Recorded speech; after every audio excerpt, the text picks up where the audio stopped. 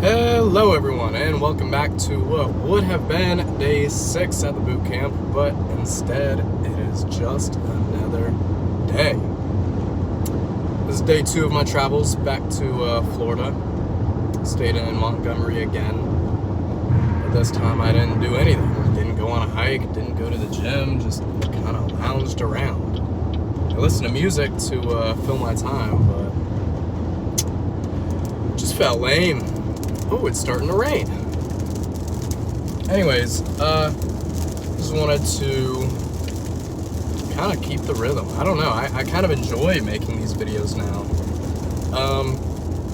But one thing that I do want to say is I really do miss that boot camp.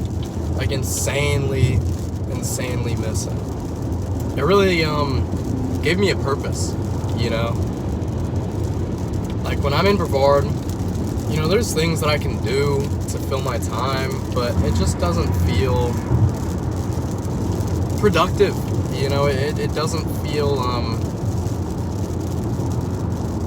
I guess that's the only way that I can put it.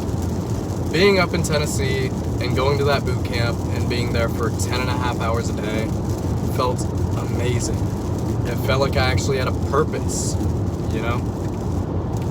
And, you know, a lot of people have told me, like, oh, you know, I could never do that. 10 hours a day, that's overworking you. Like, no amount of money could make me do that. But, like, for me, it's not even about the money. The money is a nice addition, I'll say that much. But I love doing it for the sake of the purpose, you know, just having something to do. The fact that I am supporting, you know, infrastructure, and I will be building pretty important structures in my future is pretty cool. The fact that I get to travel, you know, not only do I get to travel, but I get paid to travel. And like, if I were to get a welding job in Brevard, right, I would have to save up. I'd have to work there first and foremost for most of the year. You know, they're not going to give me like 4 weeks paid time off, you know, or even just 4 weeks vacation. They're not going to do that. You're working year round. Until you get like your 2 weeks vacation, you have to save up all of your money. You're paying for your rent, you know, which is a huge cost. You're paying for your food, and then all of your other expenses that you'd still be paying on the road anyway. But food and housing. Now, if I'm on the road and working, right, they pay for my housing. So that's one huge expense that I don't have to worry about. And food, another pretty big expense that I don't have to worry about. And because I'm always on the road, always getting new jobs, out and about, I'm seeing all of America. And a lot of people tell me, well, you're going to be working too much to even see things. I get to travel from job to job, don't I? Like, just going up to Tennessee, not even doing the boot camp. I saw mountains, I saw the hills, I stopped at Talladega, you know, and I can do the same thing from job to job. I can stop at a cool spot if I want to, unless I'm under a time restriction and I have to be at the job by a certain point. But that's different. That's circumstance by circumstance. But, anyways, I feel a whole lot better today. Unfortunately. Now you may ask, why unfortunately? It's good that you're not sick. I was hoping that I would be sick for the next 2 weeks just to justify me getting kicked out of boot camp. But I feel pretty darn amazing today. You might hear it in my voice a little bit, but that's just congestion left over.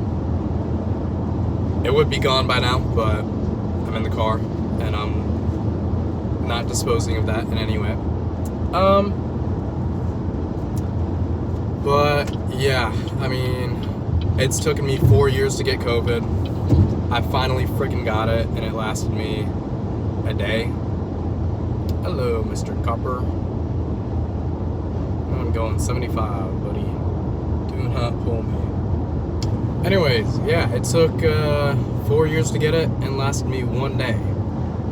Yeah, maybe 2. It was 2. I had welded through the worst of it, though. You know, the day that I had found out that I was sick, I was lounging around. I mean, I drove, but I get to sit here in this seat and look at the road, and that's it. So, during the worst of it, I was welding, I was breathing those fumes, I was in the heat, getting close to metal, getting in weird positions, I was doing all of that. And now I feel freaking fantastic. I could have woke up at 5 o'clock again and done it all over. But that's not how it happened. And now I'm on my way back. But anyways, I've been on the road.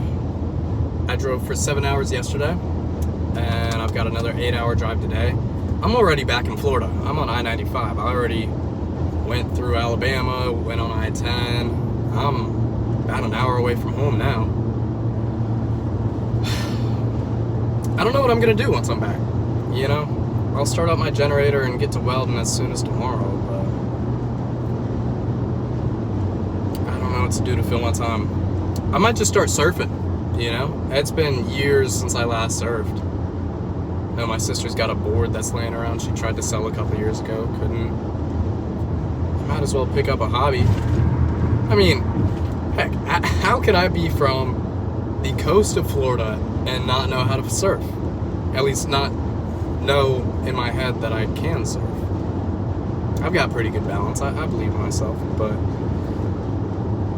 I think I should do that.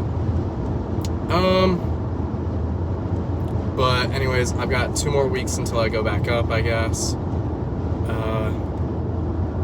In total, this trip will have been a 15-hour drive.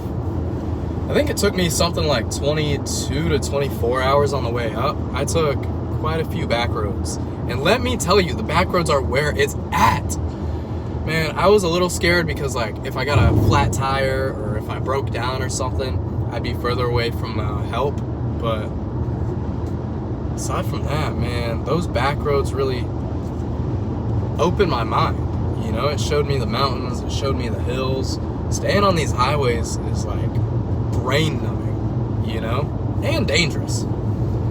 I mean, there's all these dangerous drivers around, but also, being on the interstate with all these other cars, you're focused on the road and you're focused on the cars.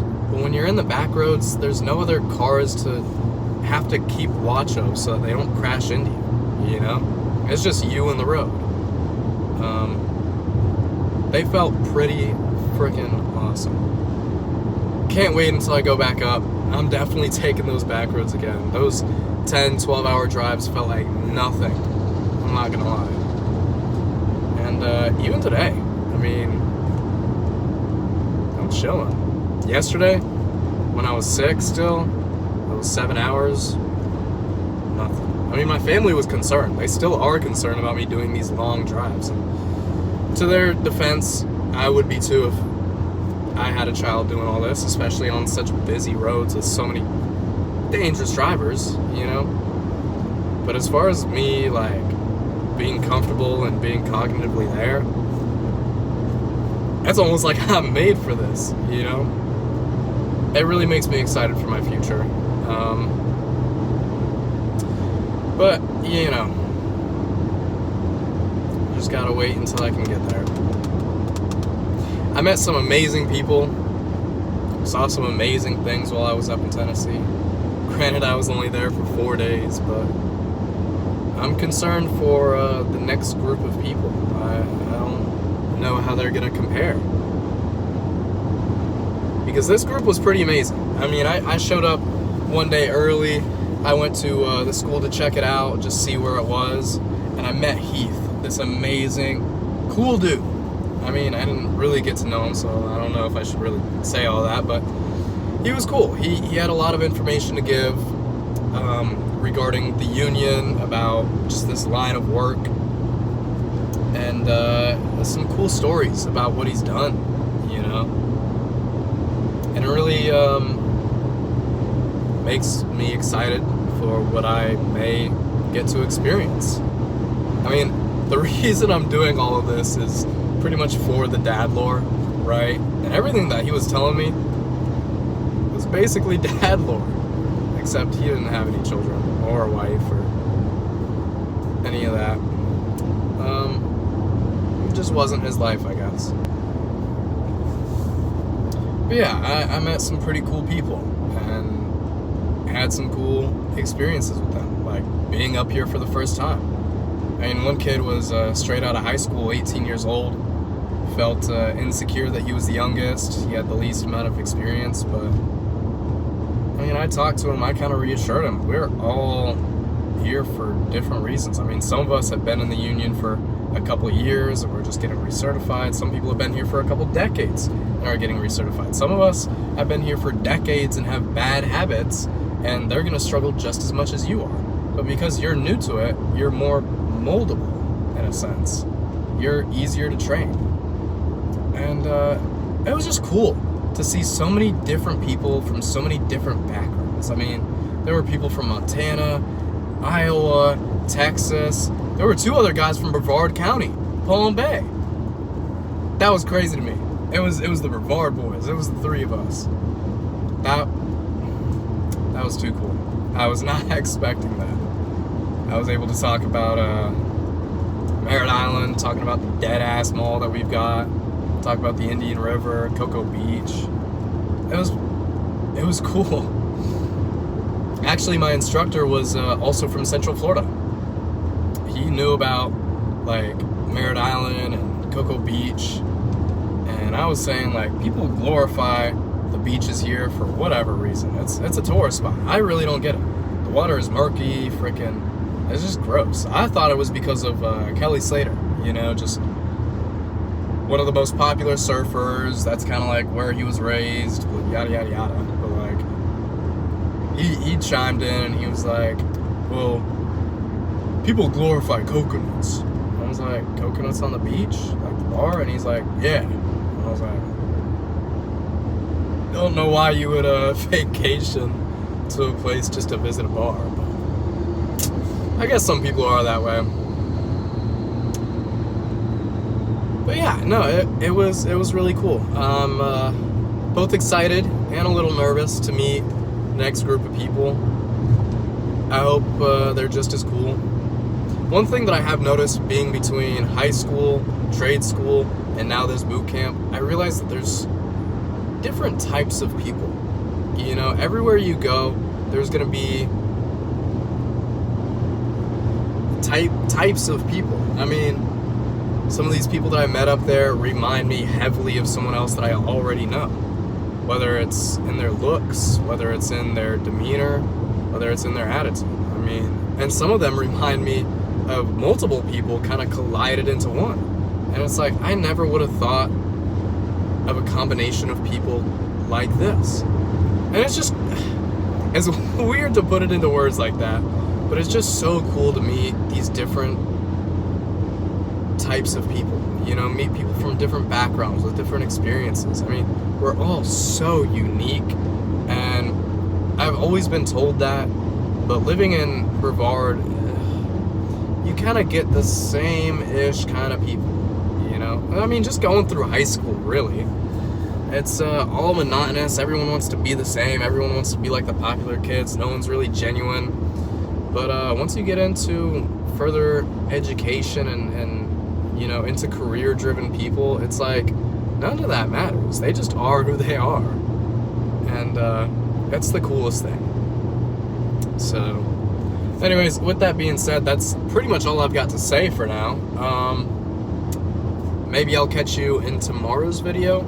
I'll try to keep up with the gym. I mean, I like these videos, so I'll probably just start like recording workouts or something.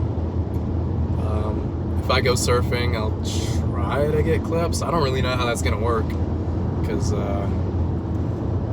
recording from so far away is just not a very good quality. If only, ooh, old ass bug. Oh my gosh. If I had a GoPro, that'd be so sick. But you'd probably just see me falling off my board a lot.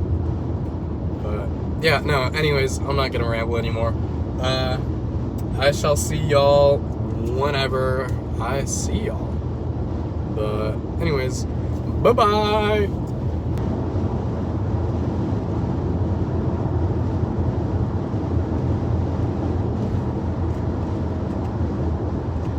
Where was I gonna go?